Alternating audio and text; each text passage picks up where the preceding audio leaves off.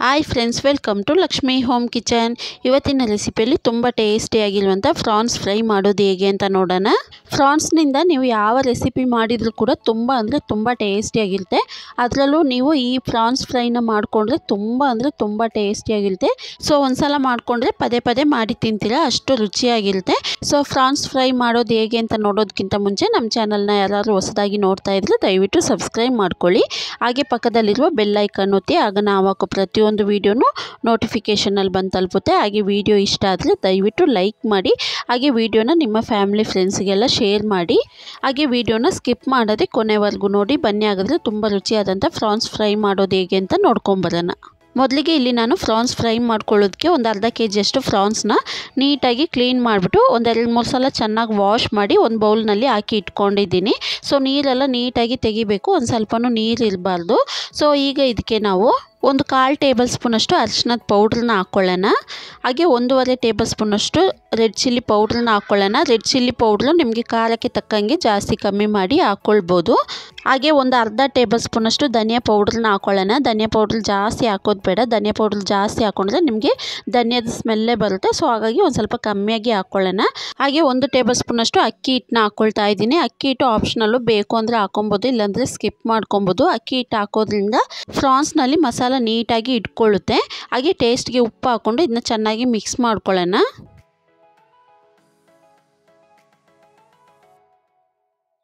So masala ಎಲ್ಲ ನೀಟಾಗಿ mix ಮಾಡ್ಕೊಂಡ್ಮೇಲೆ ಇದಕ್ಕೆ 1-2 ಟೇಬಲ್ ಸ್ಪೂನಷ್ಟು ಲೆಮನ್ ಜ್ಯೂಸನ್ನ ಹಾಕ್ಕೊಳ್ಳೋಣ.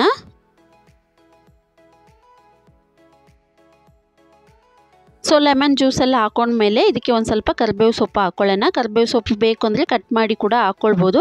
ಸೊ ಕರಿಬೇವು ಸೊಪ್ಪು ಹಾಕೋದ್ರಿಂದ ಒಳ್ಳೆ ಟೇಸ್ಟು ಕೊಡುತ್ತೆ, ಒಳ್ಳೆ ಫ್ಲೇವರ್ ಆಗೂ ಇರುತ್ತೆ. ನೀವು ಫ್ರಾನ್ಸ್ನ ಫ್ರೈ ಮಾಡುವಾಗ ಮನೆ ಪೂರ್ತಿ ಕರಿಬೇವು ಸೊಪ್ಪನ್ನ ಒಳ್ಳೆ ಫ್ಲೇವರ್ ಬರ್ತಾ ಇರುತ್ತೆ. ಸೊ ತುಂಬ ಚೆನ್ನಾಗಿರುತ್ತೆ ಹಾಕ್ಕೊಂಡ್ರೆ. ಸೊ ಕರಿಬೇವು ಸೊಪ್ಪೆಲ್ಲ ಹಾಕ್ಕೊಂಡ್ಮೇಲೆ ಒಂದು ಸಲ ಚೆನ್ನಾಗಿ ಮಿಕ್ಸ್ ಮಾಡ್ಕೊಬೇಕು. ಸೊ ಮಸಾಲ ಎಲ್ಲ ನೀಟಾಗಿ ಮಿಕ್ಸ್ ಮಾಡಿ ಆದಮೇಲೆ ಇದನ್ನ ಒಂದು ಅರ್ಧ ಗಂಟೆಯಿಂದ 1 ಅವರ್ವರೆಗೂ ರೆಸ್ಟ್ಗೆ ಬಿಡಬೇಕು. ಟೈಮ್ ಇದ್ದರೆ ಒಂದು ಸ್ವಲ್ಪ ಜಾಸ್ತಿ ಹೊತ್ತು ಕೂಡ ಬಿಡಿ. ಸೊ ಇವಾಗ ನೋಡಿ, ಒಂದು ಅರ್ಧ ಗಂಟೆ ಆಗಿದೆ.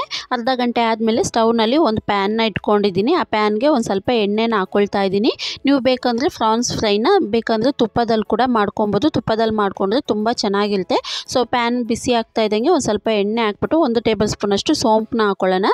ಸೊ ಸೋಂಪು ಹಾಕೋದ್ರಿಂದ ಒಳ್ಳೆ ಫ್ಲೇವರ್ ಆಗು ತುಂಬ ಚೆನ್ನಾಗಿರುತ್ತೆ, ಟೇಸ್ಟ್ ಕೂಡ.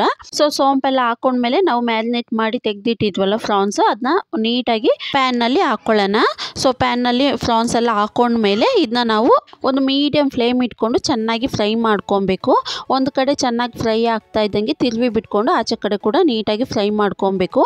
ಯಾವುದೇ ಕಾರಣಕ್ಕೂ ಹೈ ಫ್ಲೇಮ್ ಇಟ್ಬಿಟ್ಟು ಫ್ರೈ ಮಾಡಲಿಕ್ಕೆ ಹೋಗಬಾರ್ದು, ಬೇಗ ಸೀದೋಗುತ್ತೆ. ಹಾಗೆಯೇ ಫ್ರಾನ್ಸ್ ಕೂಡ ಬೇಯೋದಿಲ್ಲ.